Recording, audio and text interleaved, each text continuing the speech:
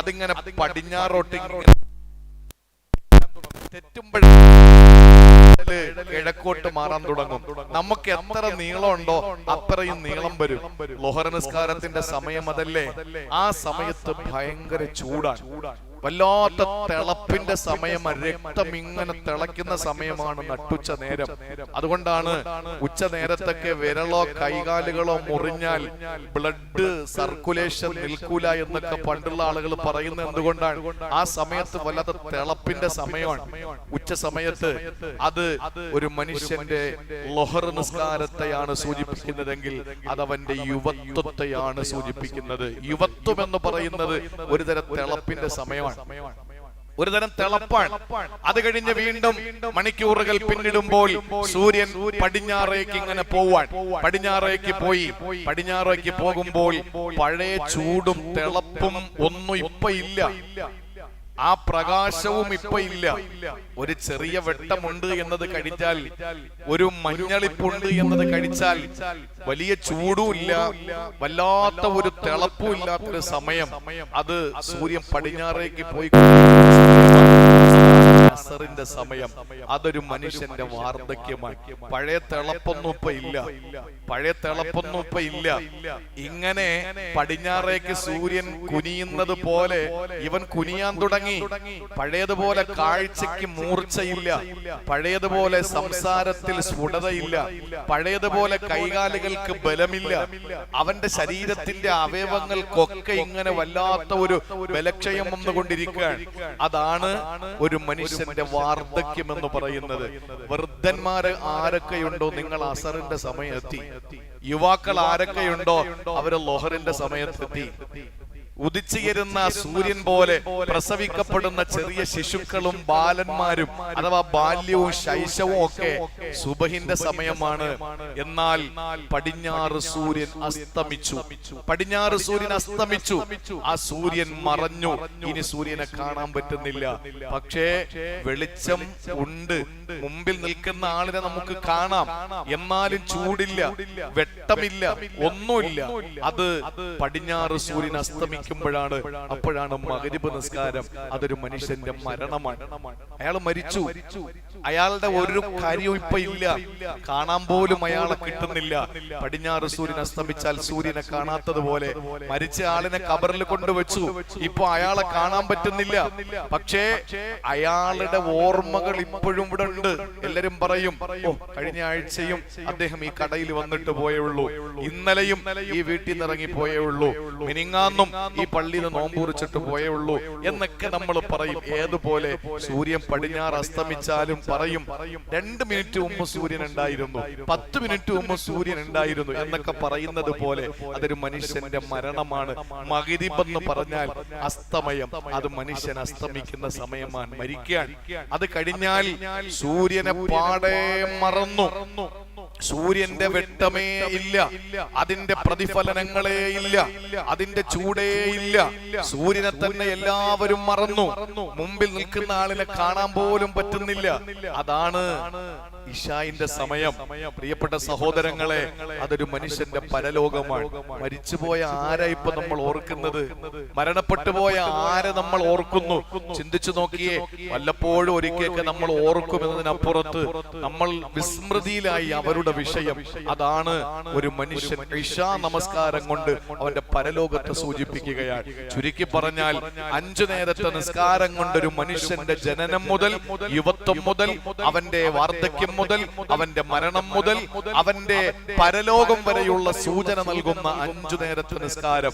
ആ നമസ്കാരത്തെ കളവാക്കുന്നവൻ, ആ നമസ്കാരത്തെ അഗണ്യമാക്കുന്നവൻ, ആ നമസ്കാരത്തെ കൃത്യമായി നിർവഹിക്കാത്തവൻ, അള്ളാഹുവിന്റെ വിശുദ്ധ ഖുർആൻ പറഞ്ഞു, അവൻ കൃത്യമായി അവൻ അള്ളാഹുവിന്റെ മുന്നിൽ പാപിയാണ്, അവൻ ദീനിന്റെ വ്യാജ മുസ്ലിമാണ്. നമസ്കാരത്തിന്റെ സമയം അള്ളാഹ് തന്നതിനെ തെറ്റിച്ച് നിസ്കരിക്കുന്നത് പോലും അള്ളാഹുവിന് താല്പര്യമുള്ള കാര്യമല്ല. ഈ നിലയിൽ നിസ്കാരം എന്ന പുണ്യമായ ഇബാദത്തിനെ എന്നിൽ കൃത്യതയുള്ളവനാക്കി മാറ്റണമെന്ന് ഇബ്രാഹിം നബി അലൈഹിസ്സലാം ദുആ ചെയ്തു. നമുക്കറിയാം, നബി തങ്ങളുടെ പേര് കേട്ടാൽ നമ്മൾ ആവേശത്തോടെ സലാത്ത് ചൊല്ലും. സഹാബത്തിന്റെ പേര് കേട്ടാൽ റളിയല്ലാഹു റളിയല്ലാഹു അൻഹു ചെല്ലും. ഇതൊക്കെ നമ്മുടെ ശീലവും ശൈലിയും പതിവും നമ്മൾ സഹജമായി അങ്ങനെ നമ്മൾ ചെയ്യുന്ന ഒരു കാര്യമാണ്. ഇബ്ലീസ് എന്ന് കേട്ടാൽ നമ്മൾ എന്താ പറയാ? ലഅനത്തുല്ലാഹി അലൈഹി, ശാപവാക്കുകൾ അവന്റെ തലയിലേക്ക് നമ്മൾ ഇടുത്തി പോലെ വീഴുന്നതിന് വേണ്ടി നമ്മൾ ശപിക്കാറുണ്ട്. ഒരൊറ്റ കാര്യം നമ്മൾ ചിന്തിക്കണം, എന്താണെന്നറിയോ? ഒരു കിതാബിൽ ഒരു രസകരമായ ഒരു സംഭവം കൊടുത്തിട്ടുണ്ട്. ഒരാള് പ്രഭാത സവാരിക്ക് വേണ്ടി ഇറങ്ങുമ്പോ അയാള് നടന്നു പോകുന്നതിനിടയിൽ ഒരു ആഗതൻ അദ്ദേഹത്തിനെ സമീപിച്ചിട്ട് പറഞ്ഞു, ഞാനും കൂടെ ഒന്ന് കൂടിക്കോട്ടെ എന്ന് ചോദിച്ചു. കൂടിക്കോളാൻ പറഞ്ഞു. രണ്ടുപേരും കൂടി നടക്കുകയാണ്. നടന്ന് പോയി. വൈകുന്നേരമായി, രാത്രിയായി, കിടക്കാൻ വേണ്ടി കിട്ടി നടക്കാനിറങ്ങിയ മനുഷ്യൻ പായ വിരിച്ചു. കിതാബിൽ കാണാൻ കഴിയുന്നത്, ആ പായ വിരിച്ചിട്ട് അയാള് കിടക്കാൻ നേരം വരെ ഈ ആഗതൻ കൂടെ ഉണ്ടായിരുന്നു. പരിചയപ്പെട്ടിട്ടില്ല, വിവരങ്ങൾ ഒരുപാട് കൈമാറി. പക്ഷെ ആരാണ് വന്നതെന്ന് ആഗതൻ ഇയാളോട് പറഞ്ഞിട്ടുമില്ല, ഇയാളോട്ട് ചോദിച്ചിട്ടുമില്ല. പക്ഷെ പായ വിരിച്ച് കിടക്കാൻ വേണ്ടി ഒരുങ്ങുമ്പോ, ഞാൻ പോവാണ്, ഇനി എനിക്ക് ഇവിടെ നിൽക്കാൻ പെർമിഷനുമില്ല, എനിക്ക് കഴിയുകയുമില്ല എന്നും പറഞ്ഞ് ആഗതം പോകാൻ ഇറങ്ങിയപ്പോൾ ഇയാള് ചോദിച്ചു, അല്ല നീ ആരാണ്? രാവിലെ മുതൽ എന്റെ കൂടെ കൂടിയില്ലേ, നീ ആരാണെന്ന് ഇതുവരെ പറഞ്ഞില്ലല്ലോ. ആ സമയത്ത് ഈ ആഗതം പറഞ്ഞു, അന ഇബ്ലീസ്, ഞാൻ ശൈത്താനാണ്, ഞാൻ നിന്റെ കൂടെ കൂടി. ആട്ടെ, നീ എന്തായി പെട്ടെന്ന് പോവാനുള്ള കാരണം? ആ സമയത്ത് ശൈത്താൻ പറഞ്ഞു, എടോ, ഒരൊറ്റ സുജൂദ് ഒഴിവാക്കിയതിന്റെ പേരില്, അതും ഖാലിഖായ പടച്ചോന്റെ മുന്നിലല്ല, മഖ്ലൂഖായ ആദമിന്റെ മുന്നില് ഒരു സുജൂദ്, അതും നെറ്റി നിലത്ത് വെക്കുന്നതല്ല, മറിച്ച് ഒരു ബഹുമാനത്തിന്റെ ഒരു തല കുമ്പിടൽ, ഒരു ശിരസ് നമിക്കൽ, അത് ചെയ്യാത്തതിന്റെ പേരില് പടച്ചോൻ എന്നെ ശപിച്ചു എന്ന് മാത്രമല്ല, ലോകം അവസാനിക്കുന്നത് വരെ ശാപവാക്കുകൾ ഞാൻ ഏറ്റുവാങ്ങേണ്ടി വരുന്നു. നിന്റെ കൂടെ ഞാൻ രാവിലെ കൂടി, നീ സുബഹി നിസ്കരിച്ചില്ല, ലൊഹർ നിസ്കരിച്ചില്ല, അസർ നിസ്കരിച്ചില്ല, മഗ്രിബ് നിസ്കരിച്ചില്ല, ഇശാ നിസ്കരിച്ചില്ല, ഇപ്പൊ കിടക്കാൻ വേണ്ടി പായ വിരിച്ചു. നീ എത്ര സുജൂദായി ഒഴിവാക്കിയത്? അതും ഖാലിഖായ പടച്ചവന്റെ മുമ്പിലുള്ള സുജൂദ് എത്രണ്ണം നീ ഒഴിവാക്കി? അള്ളാഹുവിന്റെ ശിക്ഷ മഖ്ലൂക്കിന്റെ മുമ്പിൽ ഒരു ആദര സൂചകമായിട്ടുള്ള ഒരു നമ്ര ശിരസ്കനാവുക എന്നത് ഒഴിവാക്കിയതിന്റെ പേരിൽ ഞാൻ ശാപവാക്ക് ഏറ്റുവാങ്ങേണ്ടി വന്നു, ശപിക്കപ്പെട്ടവനായി. എങ്കിൽ ഇത്രയും സുജൂദ് ഒഴിവാക്കിയ നിനക്ക് വരുന്ന ശിക്ഷയുടെ ഭീകരത ഓർത്തപ്പോൾ എനിക്ക് നിന്റെ അടുത്ത് നിൽക്കാൻ പറ്റുന്നില്ല, എനിക്ക് പേടിയാവുകയാണ് എന്ന് പറഞ്ഞിട്ട് സാക്ഷാൽ പിശാച് താരിഖു സ്വലാത്തിന്റെ മുന്നിൽ നിന്ന് ഓടി ഒളിച്ചു എന്ന് ഒരു ചരിത്രത്തിൽ, ഒരു ഗ്രന്ഥത്തിൽ, ഹിജറ 13-ാം നൂറ്റാണ്ടിൽ ഇരുന്ന ഒരു മഹാൻ എഴുതിയ തന്റെ ബൃഹത്തായ ഒരു ഗ്രന്ഥത്തിൽ രേഖപ്പെടുത്തുകയാണ് ഒരു കഥ, ഒരു ചരിത്രം. എന്റെ പ്രിയപ്പെട്ട സഹോദരങ്ങളെ, അങ്ങനെയാണെങ്കിൽ ഒന്ന് ചിന്തിച്ചു നോക്കിയേ, പിശാചാണോ നല്ലത്, നിസ്കാരമില്ലാത്തൊരു താരിഖു സ്വലാത്താണോ ഈ ലോകത്ത് നല്ലവനെന്ന് നമ്മളൊന്ന് ചിന്തിച്ചു നോക്കൂ. ശൈത്താൻ ഒഴിവാക്കിയത് അള്ളാന്റെ മുന്നിലുള്ള സുജൂദല്ല, നമ്മൾ നന്ദി കെട്ടവരാണ്. അള്ളാഹു സത്യം ചെയ്തുകൊണ്ട് പറഞ്ഞത് എന്താണ്? വൽ ആദിയാതി ലബ്ഹൻ ഫൽ മൂരിയാതി ഖദ്ഹൻ ഫൽ മുഗീറാതി സുബ്ഹൻ ഫഅസർന ബിഹി നഖഅൻ ഫവസതുന ബിഹി ജംഅ ഇന്നൽ ഇൻസാന ലിറബ്ബിഹി ലകനൂദ്. പ്രഭാതമാകുമ്പോൾ പൊടിപടലങ്ങൾ പാറിപ്പിച്ചുകൊണ്ട് പടർക്കളപ്പിലേക്ക് പാഞ്ഞെടുക്കുന്ന പടക്കുതിരയെ തന്നെയാണ് സത്യം. അല്ല പറയുന്നു, മനുഷ്യൻ അവന്റെ യജമാനനോട് നന്ദിയില്ലാത്തവനാണ് എന്ന് പറയുന്നു. അതുകൊണ്ട് അള്ളാഹുവിനോട് എപ്പോഴും ദുആ ചെയ്യേണ്ടത്, റബ്ബി ജഅൽനി മുഖീമസ്സലാ. മുഖീം എന്നാ പറഞ്ഞത്, റബ്ബി ജഅൽനി മുഖീമസ്സലാ. ഇബ്രാഹിം നബിയുടെ ദുആ നിങ്ങൾ മനസ്സിലാക്കണം. മുഖീം എന്ന് പറഞ്ഞാൽ ഐ അഖാം, അഖാം എന്ന് പറഞ്ഞാൽ നിലനിർത്തുക എന്നുള്ളതാണ്. നിസ്കാരം വല്ലപ്പോഴും ഒരിക്കൽ നിസ്കരിക്കാനുള്ളതല്ല. എത്ര കാറ്റഗറിയായി സമുദായത്തിലെ നിസ്കാരക്കാര്, വർഷത്തിൽ രണ്ട് നിസ്കാരമുള്ള ആളുകൾ, ഒരു ചെറിയ പെരുന്നാള്, ഒരു വലിയ പെരുന്നാള്, പിന്നെ മാസത്തിൽ 4 നിസ്കാരമുള്ള ആളുകൾ, 4 ജുമയ്ക്ക് വരുന്ന ആളുകൾ ഇല്ലേ? പിന്നെ ഉണ്ട് ദിവസത്തില് പിന്നെ 3 വഖത്തോ അല്ലെങ്കിൽ 2 വഖത്തുള്ള ആളുകള്, ഒരു മഗ്രിബ് ഒരു ഇശായ്. പിന്നെ ഉണ്ട് ദിവസത്തിൽ 1 വഖത്ത് നിസ്കാരമുള്ള സുബഹിന്റെ ആളുകള്. ഇങ്ങനെ ഒക്കെ നമ്മുടെ സമുദായത്തിൽ കാറ്റഗറൈസ് ചെയ്യപ്പെട്ട ഒരു ഇബാദത്ത് നിസ്കാരമായി ഇങ്ങനെ മാറിക്കൊണ്ടിരിക്കുമ്പോഴാണ് ആകെ നമ്മൾ ഇനി ഇപ്പൊ 3-4 ദിവസം കഴിഞ്ഞ റമളാൻ കണ്ണീരോടുകൂടി നമ്മളെ യാത്രയാക്കുക. ഇനി റമളാൻ എപ്പോഴാ നമ്മൾ കാണുക? എപ്പോഴാ ഈ റമളാൻ എപ്പോഴും കാണും? അടുത്ത വർഷം കാണൂല. അടുത്ത വർഷം വരുന്നത് വേറെ റമളാനാണ്.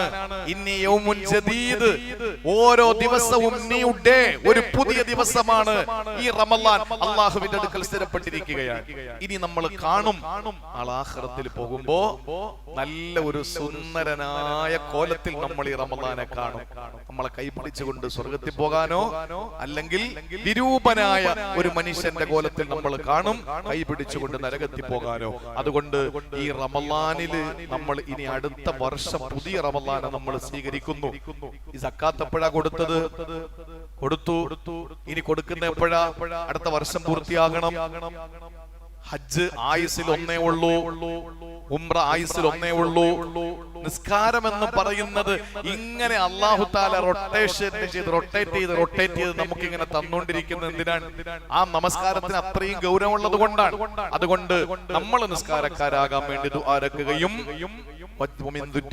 നമ്മുടെ സന്താന പരമ്പരകളെയും നിസ്കാരക്കാരനാക്കാൻ വേണ്ടി നമ്മൾ ശ്രമിക്കണം. ജനരഹിത ഫലരഹിതമായ മസ്ജിദുൽ ഹറമിന്റെ ചുവട്ടിൽ സയ്യിദുനാ ഇബ്രാഹിം നബി തന്റെ ഭാര്യയും മകനെയും കൊണ്ടുവന്ന് ഉപേക്ഷിച്ചിട്ട് മാറി അപ്പുറത്തേക്ക് ഒരു പാറയുടെ പിന്നിൽ നിന്നുകൊണ്ട് ദുആ ചെയ്തത് ഖുർആൻ പറയുന്നുണ്ട്. റബ്ബനാ ഇന്നി അസ്കന്തു മിൻ ദുരിയതി ബിവാദിൻ ഗൈരി ദി സറഇൻ ഇൻദ ബൈതികൽ മുഹറം. പടച്ചവനെ, ഈ ജനരഹിത ഫലരഹിതമായ ഈ മസ്ജിദുൽ ഹറമിന്റെ അടുത്ത് ഞാൻ എന്റെ സന്താനത്തെ ഉപേക്ഷിച്ചു വന്നത് ഒരൊറ്റ കാര്യത്തിനാണ്.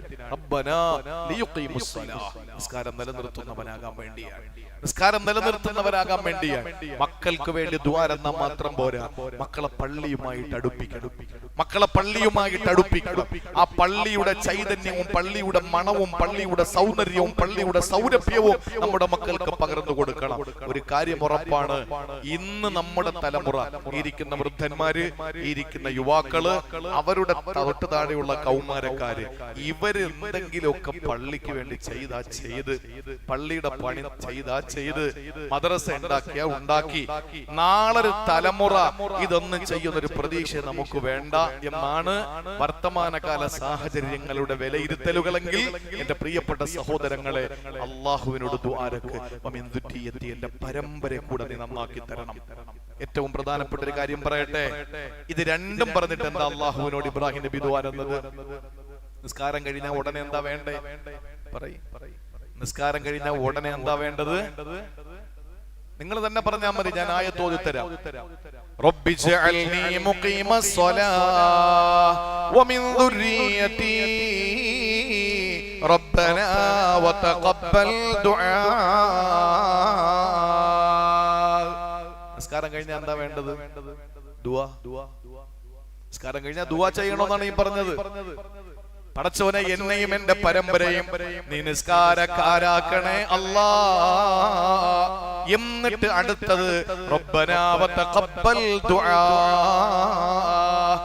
ഇബ്രാഹിം നബി പറയാതെ പറയാണ്, നിസ്കാരം കഴിഞ്ഞ് പൊടിയും തട്ടി എണീറ്റ് പോവരുത്, ഇരുന്ന് ദുആ ചെയ്തിട്ട് വേണം പോകാനെന്ന്. കാരണം അഷ്റഫുൽ ഖൽഖ് സല്ലല്ലാഹു അലൈഹി വസല്ലം പറഞ്ഞു, മുസ്തജാബായ ദുആകളിൽപ്പെട്ട ഒരു സമയം 5 നേരത്തെ ഫർള് നിസ്കാരത്തിന് ശേഷം ചെയ്യുന്ന ദുആ മുസ്തജാബാണ്, ഉത്തരം കിട്ടുന്നതാണ്. അതുകൊണ്ട് നമസ്കരിച്ചാൽ മാത്രം പോരാ, നിസ്കാരം കഴിഞ്ഞാൽ ദുആയും ചെയ്യണമെന്നാ ഈ പറഞ്ഞത്. അള്ളാഹു മനസ്സിലാക്കാനും പ്രവർത്തിക്കാനും നമുക്ക് തൗഫീഖ് നൽകി അനുഗ്രഹിക്കുമാറാവട്ടെ. 23-ാം രാവാണ്, എല്ലാരും പോയി തിരിച്ചു വരിക. അള്ളാഹു തൗഫീഖ് തരട്ടെ. അഷ്ഹദു അല്ലാ ഇലാഹ ഇല്ലല്ലാഹ് അസ്തഗ്ഫിറുല്ലാഹ് അസ്അലുക്കൽ ജന്ന വഅഊദു ബിക മിനന്നാർ. അഷ്ഹദു അല്ലാ ഇലാഹ ഇല്ലല്ലാഹ് അസ്തഗ്ഫിറുല്ലാഹ് അസ്അലുക്കൽ ജന്ന വഅഊദു ബിക മിനന്നാർ. അഷ്ഹദു അല്ലാ ഇലാഹ ഇല്ലല്ലാഹ് അസ്തഗ്ഫിറുല്ലാഹ് അസ്അലുക്കൽ ജന്ന വഅഊദു ബിക من النار. اللهم اعتقنا من النار وادخلنا الجنة يا رب العالمين. اللهم اعتقنا من النار وادخلنا الجنة يا رب العالمين. اللهم اعتقنا من النار وادخلنا الجنة يا رب العالمين. اللهم إنك عفو تحب العفو فاعف عنا يا كريم. اللهم إنك عفو تحب العفو فاعف عنا يا كريم. اللهم إنك عفو تحب العفو فاعف عنا يا كريم يا رحيم يا الله. صلى الله على محمد صلى الله عليه وسلم. صلى الله على محمد صلى الله عليه وسلم. اللهم صل على محمد يا رب صل عليه وسلم.